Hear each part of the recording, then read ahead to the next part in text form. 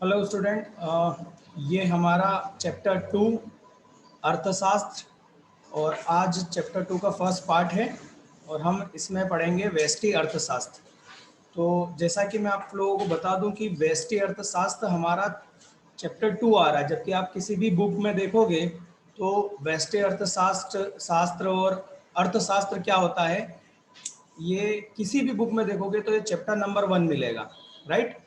तो हमारा थोड़ा सा अलग है, बाकी टॉपिक सेम है, राइट, बस चैप्टर का नंबर बदल रहा है, ठीक है। तो चलिए स्टार्ट करते हैं।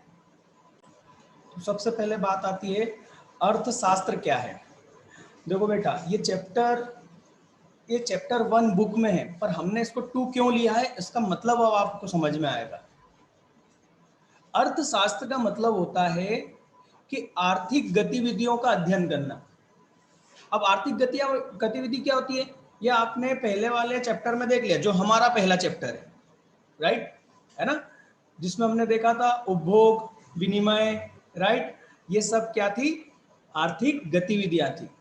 अर्थव्यवस्था क्या है, उससे पहले अर्थशास्त्र को नहीं समझा जा सकता, क्योंकि अर्थशास्त्र की परिभाषा तो सिंपल सी है। अर्थशास्त्र की परिभाषा है अर्थव्यवस्था का अध्ययन करना। अब व्यक्ति को यही नहीं मालूम कि अर्थव्यवस्था क्या है, तो उसको कैसे समझाओगे कि अर्थशास्त्र क्या है। तो सारी बुक में यही है, क्योंकि सिलेबस इस तरीके से डिसाइड किया गया, इसलिए उन लोगों ने क्या करा कि पहले चैप्टर में अर्थशास्त्र लिख दिया और दूसरे चैप्टर में अर्थव्यवस्था, जो कि मेरे हिसाब से बहुत गलत था।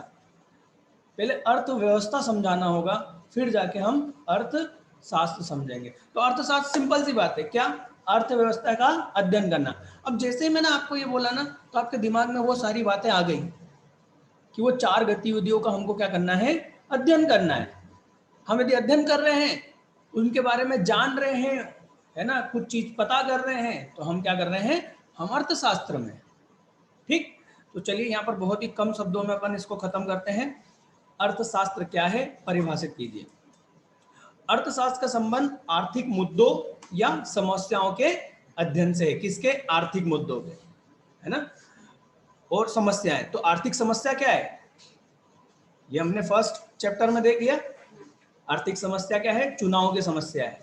और चुनाव की समस्या क्यों है, क्योंकि हमारे संसाधन हमारी इच्छाओं के आगे, है ना, हमारी मांग के आगे क्या है, सीमित है।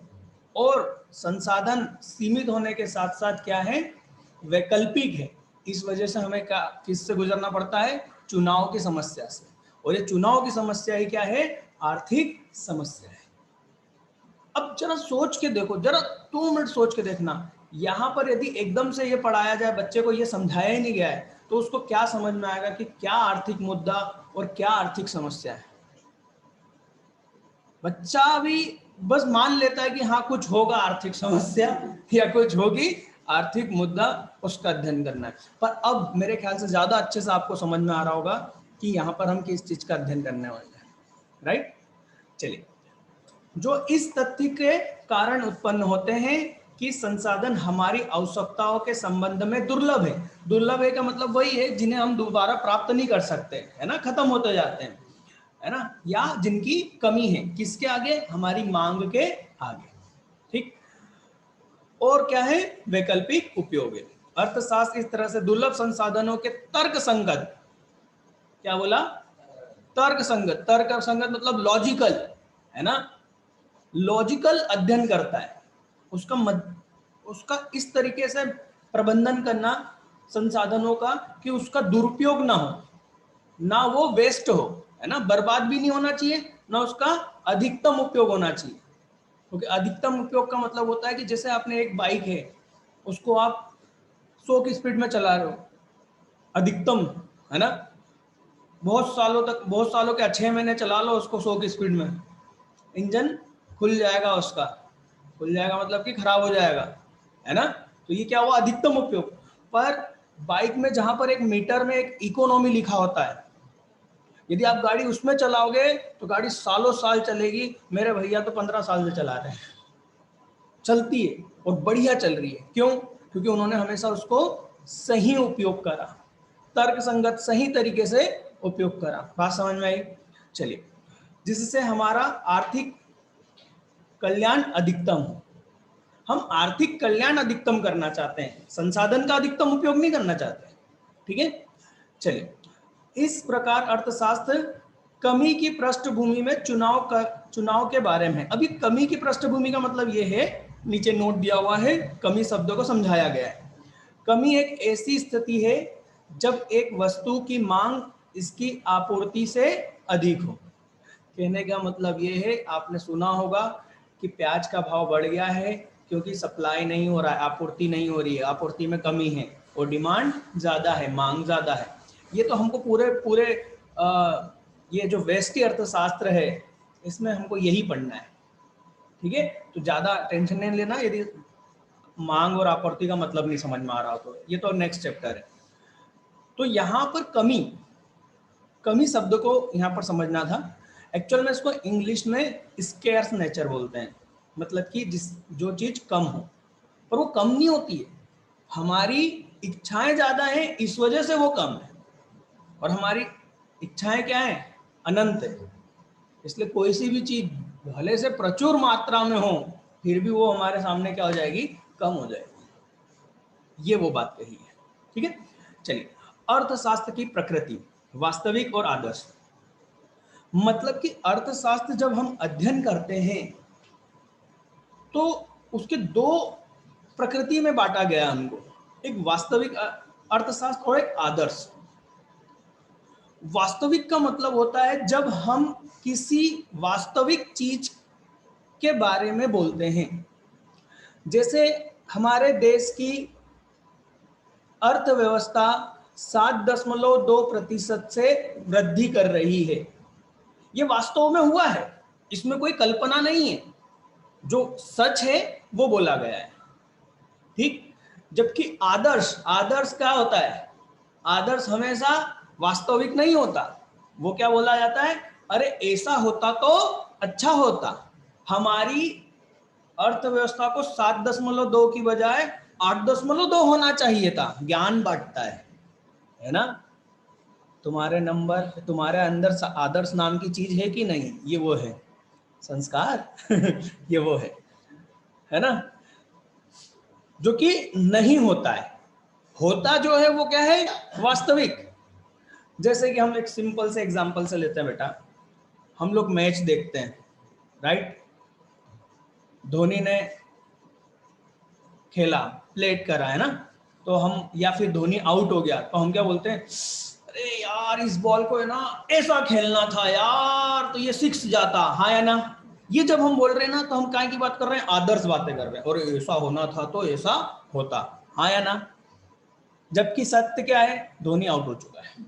सत्य क्या है, धोनी चौथी बॉल पे आउट हो चुका है, राइट। ये क्या है, वास्तविक है। सचिन तेंदुलकर ने 10,000 रन पूरे करे, ये वास्तविक है, राइट। यदि सचिन तेंदुलकर इस मैच में 100 रन बना लेते तो सचिन तेंदुलकर के 10,000 रन पूरे हो जाते, हुए तो नहीं ना। तो ये क्या हो गया, आदर्श। मैं इतना क्यों समझा रहा हूं आपको इन छोटी सी बातों को, क्योंकि इस पे वो एमसीक्यूज पूछेगा बेटा। वो पूछेगा, एक सेंटेंस दे देगा कि हमारे देश में ऐसा हुआ या अर्थव्यवस्था में ऐसा हुआ, बताओ कि वो आदर्श है या वास्तविक है। तो आपको पहचानना पड़ेगा। तो सिंपल सी बात ध्यान रखना, क्या कि ज्ञान जहां दिखे तो वो क्या हो गया, आदर्श। और जहां आपको बिल्कुल सेंटेंस ये है कि ऐसा हुआ, जैसे हमारे देश में बेरोजगारी का कारण क्या है, अशिक्षा है, ये सत्य है ना। पर इसको, ये वास्तविक हो गया। पर इसको ऐसा बोला जाता कि हमारे देश में यदि पढ़ाया जाता सबको तो कोई बेरोजगार नहीं होता, ज्ञान हो गया, कल्पना की गई, ये क्या है, आदर्श। ठीक, तो मैं अब इसको नहीं रीड करके बता रहा हूं। अच्छा, जो बच्चे ऑनलाइन अभी यूट्यूब पर इसको देख रहे हैं और वो और भी वीडियो चाहते हैं, और नोट्स जो कि जिसमें से मैं पढ़ा रहा हूँ, ये नोट्स भी आप चाहते हैं, तो आप, ये एप्लीकेशन है हमारी फोकस ट्यूटोरियल, जो कि आप गूगल प्ले स्टोर से डाउनलोड कर सकते हैं। मैं इस वीडियो के डिस्क्रिप्शन में इसकी लिंक भी शेयर कर दूंगा, जहां से आप ये अपने नोट्स डाउनलोड कर सकते हैं, जिन नोट्स में से मैं पढ़ा रहा हूँ। और ये मेरा मोबाइल नंबर है, व्हाट्सअप नंबर है, इस पर आप सिर्फ व्हाट्सअप करें यदि आपको कोई प्रॉब्लम है तो। चलिए, तो हम यहाँ पर अब क्या समझने जा रहे हैं? वास्तविक विज्ञान। ठीक है, तो वास्तविक विज्ञान में तो प्रोफेसर रॉबिन्स के अनुसार अर्थशास्त्र को वास्तविक विज्ञान माना गया है। ये ध्यान रखना है ना, किसने? प्रोफेसर रॉबिन्स ने। क्योंकि देखो एमपी बोर्ड एक्चुअल में बेटा इनको पुराने लोगों को नहीं छोड़ता है।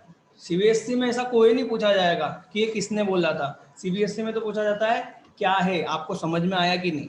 पर एमपी बोर्ड तो भैया अपने बुजुर्गों को नहीं छोड़ता है ना। तो ये ध्यान रखना किसने क्या बोला था, ये आपको ध्यान रखना पड़ेगा, एमसीक्यूज बनते हैं। वास्तविक विज्ञान केवल कारण और परिणाम के बीच में संबंध स्थापित करता है। जैसे अभी बताया था ना कि रोजगार का कारण क्या है, बेरोजगार का कारण क्या है? अशिक्षा। परिणाम क्या है? बेरोजगारी। कारण क्या है? अशिक्षा। उनके बीच में संबंध बता रहा है। यह केवल क्या है, मतलब जो क्या है उस पर बात करता है, क्या हुआ है उस पर बात करता है। इसे वास्तविक विज्ञान होने के नाते किसी अच्छाई या बुराई के बारे में भी लेना देना नहीं होता। मतलब क्या सही क्या गलत से मतलब नहीं है। हमारे देश में इनकम टैक्स 30% है, खत्म बात। वो अच्छा है या बुरा है उससे मतलब नहीं। यदि हमारे देश में इनकम टैक्स को बढ़ाया जाएगा तो क्या होगा? टैक्स ज्यादा कलेक्ट होगा, ये भी सत्य है, राइट। यदि इनकम टैक्स को कम किया जाएगा तो लोगों की आय बढ़ेगी, ये भी सत्य है ना। पर अच्छा बुरा की बात नहीं करता, ठीक है ना। यह क्या होना चाहिए और क्या नहीं होना चाहिए आदि विवादों में नहीं पड़ता, ठीक। उदाहरण, बजट के समय लगाए गए करों के संबंध में अर्थशास्त्र वास्तविक विज्ञान होने के नाते यह तो बताएगा कि करों का अर्थव्यवस्था पर क्या प्रभाव पड़ेगा, लेकिन वो यह नहीं बताएगा कि कर अच्छा है या बुरा है। इसी तरह से आदर्श विज्ञान, ठीक है। तो आदर्श विज्ञान में क्या बोलेगा? वो क्या होना चाहिए पर बात करता है, ठीक है। तो ये आप पढ़ के देख लीजिएगा, इसमें ऐसा कुछ नहीं है, ठीक है। अब हम आ जाते हैं, क्या अर्थशास्त्र वास्तविक एवं आदर्श शास्त्र दोनों है? तो हम कहेंगे हाँ, ये दोनों ही है। अर्थशास्त्र को हम अकेले नहीं समझ सकते, मतलब कि ये दोनों ही है। जब हम अध्ययन करते हैं तो हम जब किन्हीं कारणों का पता करते हैं और उनके परिणामों का पता करते हैं तो हम वास्तविक में होते हैं। पर केवल वास्तविक में रहने से मतलब नहीं होता है। हमको यदि कोई समस्या है तो उसका सुधार करना होगा, और सुधार करने के लिए जब हम ज्ञान देते हैं कि ऐसा होना चाहिए तो ऐसा हो सकता है, ये सुधर सकता है, राइट। तो ये भी जरूरी है, क्योंकि केवल समस्या को जानने से मतलब नहीं है ना, समस्या का समाधान भी तो जरूरी है। तो आदर्श शास्त्र कहाँ जाता है? उसके अच्छे बुरे पे जाता है, समाधान की तरफ जाता है। इसलिए अर्थशास्त्र में दोनों जरूरी है, ठीक है। बस इसके अलावा ये कहीं नहीं आएगा, है ना। इसमें अंतर भी है, वास्तविक शास्त्र और इसमें दोनों में अंतर भी है। सॉरी, इस नोट्स में मैं नहीं दे पाया हूँ, मैं कोशिश करूँगा किसी और नोट्स में लिख दूँ और वहाँ पर आपको बता दूँ कि इन दोनों में अंतर इससे है ना। चलिए, अंतर इतना आसान है, आप पढ़ोगे तो आपको आसानी से समझ में आ जाएगा, क्योंकि मैंने कॉन्सेप्ट समझा दिया है। अब बात आती है अर्थशास्त्र की विषय वस्तु। अभी हमने पढ़ा अर्थशास्त्र की प्रकृति। क्या पढ़ा बेटा हमने? प्रकृति। अब हम अर्थशास्त्र को पढ़ने के दो तरीके पढ़ने वाले हैं। अर्थशास्त्र बहुत ही बड़ा है, क्योंकि अर्थव्यवस्था के प्रकार, मतलब अर्थव्यवस्था बहुत बड़ी है। उसको समझने के लिए यहाँ पर अर्थशास्त्र को दो भागों में बांट दिया गया, व्यष्टि अर्थशास्त्र और समग्र। व्यष्टि अर्थशास्त्र का मतलब होता है यदि हम किसी भी सिंगल चीज के बारे में, किसी भी वस्तु के बारे में, कोई भी सिंगल के बारे में जब हम अध्ययन करते हैं तो हम बोलेंगे हम व्यष्टि अर्थशास्त्र में अध्ययन कर रहे हैं। और जब हम अर्थव्यवस्था की कुल मिलाकर सभी चीजों का एक साथ अध्ययन करने की कोशिश करते हैं तो हम समग्र अर्थशास्त्र में, हमारा जो सिलेबस है वो इन्हीं दोनों सिलेबस पर है। आप देखोगे भाग ए जो कि व्यष्टि अर्थशास्त्र है और भाग बी जो कि हमारा समग्र अर्थशास्त्र है। ठीक है, तो जो भाग एक है उसमें हमको अब पूरे समय व्यष्टि अर्थशास्त्र ही पढ़ना है। अब उसमें क्या क्या आएगा ये तो आप उन विषयों को पढ़ के, उन अध्यायों को पढ़कर ही आसानी से समझ पाओगे कि अच्छा इसका मतलब ये था। मतलब पूरी तरह से अभी भी मैं कहने वाला हूं कि व्यष्टि अर्थशास्त्र क्या है नहीं समझ पाओगे जब तक कि उसके अंदर की बातों को ना समझो। और उसके अंदर की बात क्या है, आगे के चैप्टर, राइट, आगे के चैप्टर। जैसे अभी हमने पिछले चैप्टर में एक पढ़ा था उत्पादन संभावना वक्र, तो ये किससे संबंधित हो सकता है, किसी भी एक व्यक्ति जो कि बिजनेस कर रहा है, अपने आप दो प्रकार के क्या बना रहा होगा, प्रोडक्ट बना रहा होगा, तो उसको कौन सा प्रोडक्ट बनाना चाहिए, कौन सा नहीं बनाना चाहिए, या कौन से दोनों में से कितने उत्पादों का उत्पादन करना चाहिए, उससे संबंधित है। मतलब केवल एक व्यक्ति के बारे में बात कर रहा है, राइट। तो ये हम अभी जैसे जैसे अध्याय को पढ़ेंगे बेटा, मतलब इसके आगे के चैप्टर को पढ़ेंगे, वैसे वैसे व्यष्टि अर्थशास्त्र ज्यादा अच्छे से समझ में आएगा। पर फिर भी हम इसको स्टार्ट करते हैं। चलिए, व्यष्टि अर्थशास्त्र क्या है, तो टॉपिक नंबर 2.21, ठीक है। अर्थशास्त्र के अंतर्गत व्यक्तिगत इकाइयों जैसे व्यक्तिगत इकाई मतलब सिंगल, एक, राइट, एक इकाई, किसी एक चीज का अध्ययन करना व्यष्टि अर्थशास्त्र है। जैसे किसी एक व्यक्ति के बारे में, अब एक व्यक्ति कौन हो सकता है, उपभोक्ता भी हो सकता है और उत्पादक भी हो सकता है। अच्छा, उपभोक्ता का मतलब मालूम, उपभोक्ता का मतलब किसी वस्तु का उपयोग करने वाला व्यक्ति उपभोक्ता होता है।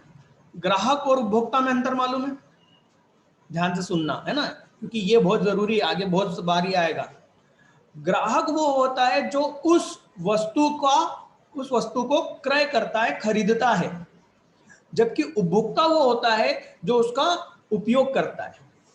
आप अभी बच्चे हो, राइट, अभी आपने अपने पेरेंट्स को बोला कि पापा घर वहां से आते वक्त अर्थशास्त्र की किताब ला देना, राइट। तो पापा जी जो अर्थशास्त्र की किताब लेके आए तो वो है ग्राहक क्योंकि उन्होंने खरीदा है, और आप हो उपभोक्ता क्योंकि आप उसका क्या कर रहे हो, उपयोग। तो यहाँ उपभोक्ता की बात की जाएगी। यदि हम एक उपभोक्ता की बात करें, एक ग्राहक की बात करें, या एक उत्पादक की बात करें, उत्पादक मतलब जो उस वस्तु का निर्माण कर रहा है, उत्पाद कर रहा है, तो सिर्फ एक ही के बारे में बात की जाएगी। उसके बारे में सोचा जाएगा कि ये क्या सोचते हैं, एक उपभोक्ता किसी वस्तु का उपभोग करते समय आखिर क्या सोचता है। जब हम ये अध्ययन कर रहे हैं तो हम काय में कर रहे हैं, व्यष्टि अर्थशास्त्र। ठीक, एक परिवार के बारे में सोच रहे हैं कि एक परिवार का खर्चा कितना है, महीने भर का एक परिवार का खाने पीने पर कितना खर्चा होता है, तो हम व्यष्टि अर्थशास्त्र में बात कर रहे हैं। पर जब हम एक से ज्यादा कहीं पूरे परिवार की बात कर रहे हैं तो हम व्यष्टि में ना होके समग्र में होंगे। समग्र का मतलब होता है कुल मिलाकर, तो कुल में तो एक नहीं हो सकता ना, सभी होंगे, राइट। उत्पादक फर्म, वही एक बिजनेस के बारे में सोच रहे हैं। उद्योग, चलिए उद्योग का मतलब अच्छे से समझ लीजिए, कई बार आने वाला है। उद्योग इंग्लिश में उसको बोलते हैं इंडस्ट्रीज, उद्योग इंग्लिश में बोलते हैं इंडस्ट्रीज। इंडस्ट्रीज या उद्योग का मतलब क्या है, एक कपड़े की दुकान या एक कपड़े की फैक्ट्री को हम बोलेंगे फर्म, एक फर्म। पर हमारे देश में जितनी भी कपड़ा बनाने वाले क्या हैं, बिजनेस हैं, फर्म हैं, है ना, उन सबको हम कपड़ा उद्योग बोलेंगे। एक ही शब्द में क्या बोलेंगे, कपड़ा उद्योग। अब देखो बच्चे को कंफ्यूजन होता है कि सर हम एक जैसे राम एंड सन्स कपड़ा कंपनी की बात कर रहे हैं, तो हम सिर्फ एक ही कंपनी की बात करेंगे तब जाके वो क्या होगा, व्यष्टि अर्थशास्त्र होगा? नहीं, आप इसको समझो, पूरे देश में जितनी भी कपड़ा कंपनियां हैं उन सभी को हम एक उद्योग बोलेंगे। क्या बोलेंगे? एक कपड़ा उद्योग, एक ही उद्योग होगा, तो उन सभी का अध्ययन व्यष्टि अर्थशास्त्र में होगा। हैं सर, ये तो टोटल हो गया। अभी तो आप बोल रहे थे एक ही का अध्ययन होता है, ये एक उद्योग की बात हो रही है। जैसे एक पेड़ का जब आप अध्ययन करोगे तो उसमें कई शाखाएं होगी ना, पर कहेंगे तो एक ही पेड़, हाँ या ना? तो उद्योग में बहुत सारी कंपनियां हैं पर सिर्फ एक ही चीज की है ना, सिर्फ कपड़े की। क्या हमने कोई और कॉस्मेटिक वाली कंपनी को मिलाया क्या इसमें? नहीं मिलाया ना। जैसे ऑटोमोबाइल, ऑटोमोबाइल मतलब बाइक, कार, तो जितनी भी कंपनियां हैं कौन कौन सी है? Maruti, Ford, Hyundai, hero Honda, है ना, होंडा, राइट, इन सबको हम क्या बोलेंगे? ऑटोमोबाइल इंडस्ट्रीज, उद्योग, है ना, मोटर उद्योग। बात समझ में आ रही? तो ये एक ही कहलाएगा, उद्योग एक ही कहलाएगा। पर मैं ऑटोमोबाइल और कपड़ा उद्योग दोनों का अध्ययन एक साथ करता हूं तो मैं समग्र में चला जाता हूं। क्यों? क्योंकि यहां दो उद्योग हो गए। क्लियर? मैं क्यों समझा रहा हूं? क्योंकि बेटे यही नहीं समझा तो तुमने क्या पढ़ा? अर्थशास्त्र ही नहीं पढ़ा फिर तो आपने तो व्यवस्थित अर्थशास्त्र ही नहीं पढ़ा है। आपको तो समझ में ही नहीं आया यदि ये बात नहीं समझ में आई तो। आगे यही है, इसके ही सारे चैप्टर हैं, वहां पर वो बोलेगा उद्योग, तो आपके दिमाग में आना चाहिए कि उद्योग का मतलब क्या हुआ, राइट? और एमसीक्यूज बनते हैं, वो एक सेंटेंस दे देगा कि कपड़ा उद्योग का अध्ययन करना, बताओ कौन सा शास्त्र है, व्यष्टि या समग्र? तुम समझ जाओगे कपड़ा उद्योग एक ही उद्योग की बात करी ना, तो मतलब ये क्या हो गया? वेस्ट। कितना आसान हो जाएगा एमसीक्यूज, नहीं तो रटते रहो कि कपड़ा उद्योग तो उसमें आता है, कपड़ा उद्योग तो आता है। ठीक है, चलो। तो एक परिवार, एक फर्म, एक सब, एक एक, है ना? तो हम किसमें हैं? व्यष्टि अर्थशास्त्र में हैं। ठीक। किसी विशिष्ट वस्तु की कीमत निर्धारण, मतलब एक वस्तु की कीमत निर्धारण कैसे होगी? मतलब ये मोबाइल, इस मोबाइल की प्राइस कितनी होगी, ये कैसे डिसाइड होगा? ये कौन से शास्त्र में होगा? व्यष्टि अर्थशास्त्र में इसका अध्ययन होगा। ठीक है। व्यक्तिगत उपभोग तथा उत्पादक के व्यवहार, मतलब एक व्यक्ति उपभोक्ता के रूप में वो क्या सोचता है किसी चीज को खरीदते समय, बात समझ में आ रही ना? या उसका उपभोग करते समय क्या सोचता है? उत्पादक क्या सोचता है जब वो किसी वस्तु का निर्माण करना चाहता है, तो वो किन बातों को सोचता है? बात समझ में आ रही है? एक के बारे में बात कर रहे हैं। ठीक। आर्थिक नियोजन व्यक्तिगत, फर्म तथा उद्योग के संगठन आदि तथ्यों के अध्ययन हेतु किया जाता है। व्यष्टि अर्थशास्त्र की प्रमुख परिभाषा यह है जो कि बॉन्डिंग ने लिखी है, आपको ये याद रखना चाहिए, अच्छी है। व्यष्टि अर्थशास्त्र विशिष्ट फर्म, विशिष्ट फर्म का मतलब एक ही बात हो गई। विशिष्ट परिवार मतलब एक, व्यक्तिक कीमतें मतलब किसी एक वस्तु की कीमत, मजदूरियां, आयो, विशिष्ट उद्योग मतलब एक उद्योग, और विशिष्ट वस्तु मतलब कि एक वस्तु। यहाँ इसने एक को हर जगह क्या लिख दिया? विशिष्ट, बाकी वो एक ही है ना? आप उसको बदल मत देना, क्योंकि वो बॉन्डिंग ने बोला है तो हमको वैसा का वैसा लिखना पड़ेगा। हम नहीं ये बोल सकते कि अरे सर ये विशिष्ट का मतलब एक होता है इसलिए हमने एक एक लिख दिया। ठीक है, विशिष्ट वस्तुओं का अध्ययन है, यह एक विशिष्ट इकाई का एक अध्ययन है। ठीक। यहां पर हम आ गए व्यष्टि अर्थशास्त्र की विशेषताओं पर। चलिए आज इसको कंप्लीट करना है हमें। हाँ, व्यक्तिगत इकाई का अध्ययन, इतनी देर से मैं वही समझा रहा हूं, क्या इसमें किसी एक इकाई का अध्ययन किया जाता है। ठीक, इसके बारे में मैं अब यहाँ नहीं पढ़ूंगा। चलिए, तो दूसरा है सूक्ष्म चरों का अध्ययन। सूक्ष्म मतलब छोटे। अच्छा, व्यष्टि अर्थशास्त्र को सूक्ष्म भी कहा जाएगा ना, सूक्ष्म अर्थशास्त्र। ठीक है, ये ध्यान रखना। सूक्ष्म का मतलब, जरा सोचो, हम यदि इंडिया में, है ना, इंडिया की बात करें, हमारे भारत देश में, यदि किसी एक व्यक्ति के बारे में अध्ययन कर रहे हैं कितने लोग हैं टोटल? 136 करोड़ है ना, 130 करोड़। उसमें से एक व्यक्ति क्या है, सूक्ष्म ही तो हुआ, है कि नहीं? तो जब हम अर्थव्यवस्था में, जो कि बहुत बड़ी है ना, उसमें केवल एक के बारे में बात कर रहे हैं, मतलब हम अर्थव्यवस्था के बहुत ही छोटे हिस्से का अध्ययन कर रहे हैं। समझ में आ रही बात? सूक्ष्म, बहुत ही बारीक चीज का अध्ययन कर रहे हैं। पर ऐसा नहीं है कि बारीक चीज का कोई महत्व नहीं है। एक एक चीज का जब मिल जाती है तो वो ही तो क्या बनती है, समग्र बनेगी। समझ में आ रही है ना? एक एक चीज मिलके ही तो क्या बनेगी, समग्र। इसलिए एक छोटी सी चीज का भी अध्ययन करना जरूरी है। क्लियर? तो हम इसमें क्या करते हैं, छोटी चीजों का अध्ययन करते हैं। चर का मतलब क्या होता है बेटा? यहाँ पर लिखा छोटे छोटे चरों का अध्ययन। चर का मतलब क्या होता है बेटा? चरने का मतलब होता है जब आपने जानवरों को देखा होगा, जंगल में जाते हैं भोजन करने, उसको हम क्या बोलते हैं, हमारे यहाँ लैंग्वेज में क्या बोलते हैं, चरना, है ना?